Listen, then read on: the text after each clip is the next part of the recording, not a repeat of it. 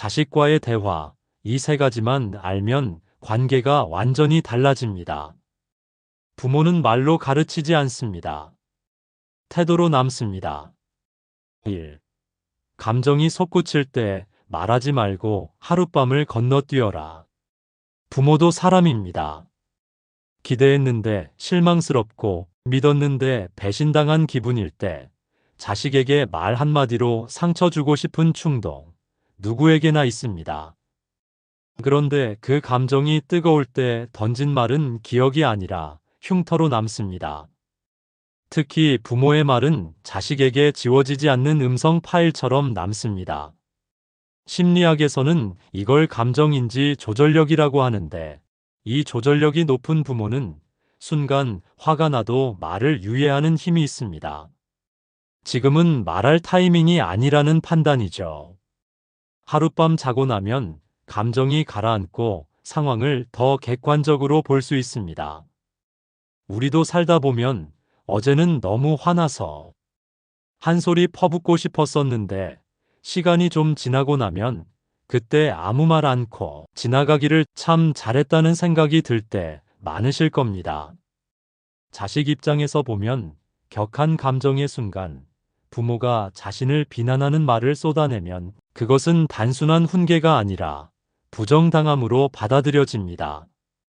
내가 이렇게 느끼는 걸 엄마 아빠는 이해하려 하지도 않고 그냥 나를 나쁜 사람으로 단정했어. 이런 마음은 서서히 부모와의 정서적 단절로 이어집니다. 따라서 자식이 큰 실수를 했다고 해도 감정이 격한 순간에는 말을 멈추고 하루 정도 지난 후에 조용히 어떤 마음으로 그랬는지 알고 싶다고 접근하는 것이 훨씬 깊은 대화를 가능하게 만듭니다. 말은 칼보다 빠르다. 그리고 더 깊게 베인다. 유대인 격언. 2. 공감 없이 충고하면 부모의 말은 독이 됩니다. 많은 부모는 좋은 의도로 조언을 합니다. 하지만 자식 입장에서는 그 조언이 지적처럼 느껴질 때가 많습니다. 자식이 자신의 감정에 대해 이야기할 때 내가 그럴 줄 알았다. 그러게 내 말 들으랬지와 같은 반응은 자식을 위로하는 것이 아니라 오히려 그 마음을 부끄럽게 만들고 다치게 만듭니다. 심리학자 칼 로저스는 공감받지 못한 충고는 명령으로 들린다고 말했습니다.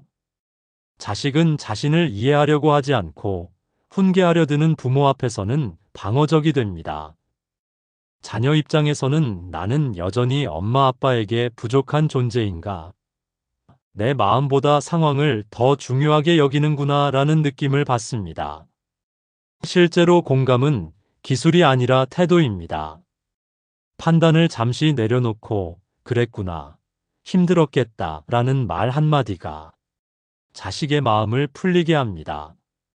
자식에게 필요한 건 해결책이 아니라 먼저 내 감정을 있는 그대로 받아들이는 누군가입니다. 사람들은 당신의 조언을 기억하지 않는다.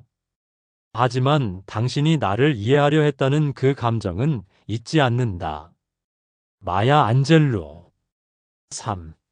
자식에게 정답을 주려 하지 말고 질문으로 길을 찾게 하라. 부모는 자식이 잘 되기를 바라는 마음에 길을 제시합니다. 그러나 자식 입장에서는 그 조언이 곧 내 인생은 내가 결정할 수 없다는 메시지처럼 들릴 수 있습니다. 특히 자아가 형성되는 시기에는 부모의 정답보다 내 생각을 펼칠 수 있는 공간을 더 원합니다. 부모가 먼저 해답을 내놓는 순간 자식은 자신의 생각을 멈추게 됩니다. 그리고 일이 잘못되면 엄마 아빠가 하라며 라고 책임을 전가하게 되죠.